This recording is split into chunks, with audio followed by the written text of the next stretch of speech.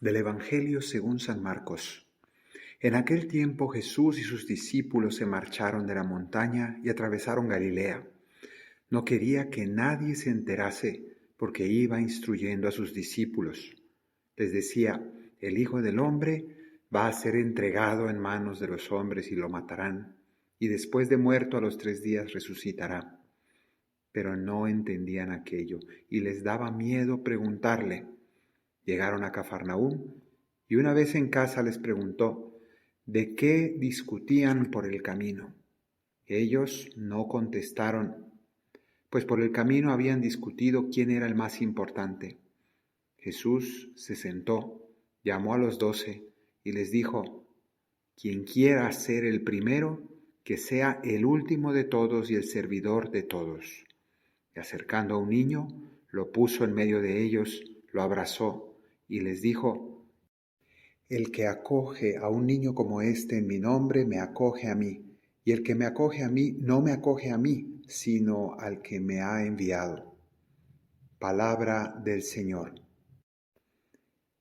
El Evangelio de hoy inicia diciéndonos que Jesús con sus apóstoles iban de camino y que Jesús no quería que nadie se enterara de que Él estaba por ahí. Es decir, no quería que los molestaran por ningún motivo, porque el Maestro con sus discípulos estaba enseñando una lección muy importante, una lección difícil, más o menos como cuando un profesor universitario está a punto de explicar un tema especialmente complicado y por tanto no quiere que le interrumpan en ningún momento y pide la máxima atención. Y entonces empezó de nuevo a hablarles acerca de la cruz, acerca de su pasión, acerca de su muerte y de su resurrección. Pero continúa diciendo el Evangelio, ellos no entendían aquello y les daba miedo preguntar. No entendían, es decir, aquí nos va a demostrar el Evangelio cómo ellos no estaban en sintonía con Jesús. Por un lado, Él les hablaba de su muerte, de su pasión, de un gran fracaso a los ojos de los hombres. Y eso estaba totalmente en contra de todas sus expectativas, de todos sus planes, porque veían a Jesús entusiasta y no entendían cómo Jesús podía caminar con tanta fuerza, tan entusiasmado hacia la muerte.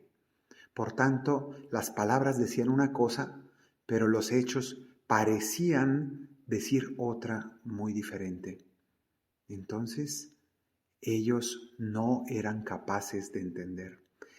Ellos habían seguido a Jesús muy entusiasmados, con esperanza de éxito, de triunfo. Habían escuchado acerca de un reino.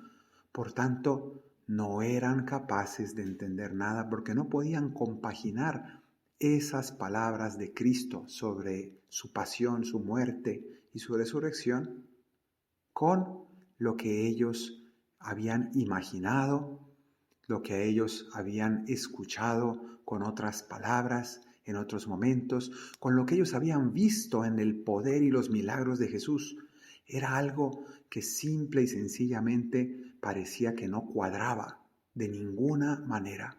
Entonces aquí se nos dice que no entendían aquello y les daba miedo preguntar. Les daba miedo preguntar en primer lugar porque tal vez sospechaban que ellos mismos estaban muy equivocados. O también les daba miedo preguntar porque veían la seriedad con la que Jesús hablaba y no querían demostrar que no habían entendido, como aquel que dice, sí, entendí todo para aparentar, pero en realidad no ha entendido nada. Pero el maestro, como gran pedagogo, veía claramente esa incomprensión de sus discípulos, esa falta de sintonía que tenían ellos, y también conocía muy bien la actitud que había entre ellos. Entonces, llegados a Cafarnaúm, una vez en casa, dice aquí, les preguntó de qué estaban discutiendo en el camino. Jesús lo sabía bien de qué habían estado discutiendo. Ellos, avergonzados, no contestaron, porque en el camino habían discutido quién de ellos era el más importante. Esta había sido una preocupación desde el inicio. Ellos se habían preocupado de sobresalir. Ellos estaban convencidos, cada uno, de que era el preferido.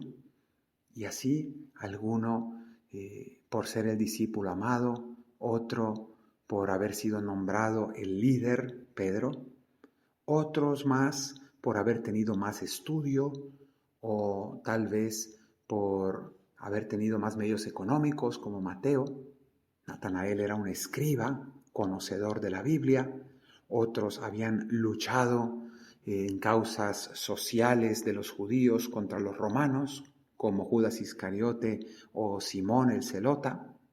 Y así cada uno de ellos tenía motivos para sentirse como sobresaliente, como preferido, como el más importante en el reino de este hombre que había llegado a gobernar el pueblo de Israel según lo que ellos imaginaban. Entonces, cuando se dieron cuenta de lo ridícula que había sido su discusión, y les daba vergüenza responder a esa pregunta, entonces dice aquí que Jesús se sentó y llamó a los 12.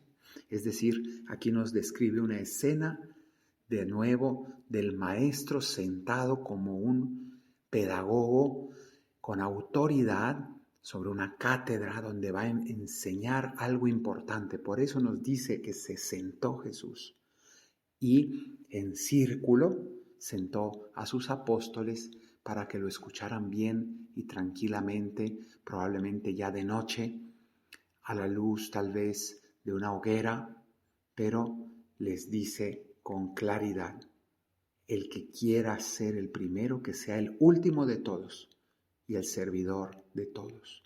Es decir, los reta a que haya una verdadera competencia entre ellos, pero una competencia no de a ver quién manda, no de a ver quién es el preferido, no de ver quién sobresale, sino una competencia a ver quién es más humilde, una competencia a ver quién gana en servicialidad, en humildad, en pequeñez. Y esa es la invitación que hoy nos hace también a nosotros el Señor, que se sienta y nos invita a sentarnos con Él para repetirnos esta enseñanza. ¿Quieres ser el primero a los ojos de Dios? ¿Quieres que Dios te admire? ¿Quieres que Dios te aplauda? ¿Quieres ser el preferido? Entonces sirve con humildad, siéntete deudor, inferior, servidor de tu prójimo. Y entonces el Señor te mirará con ojos de admiración y sin duda te premiará.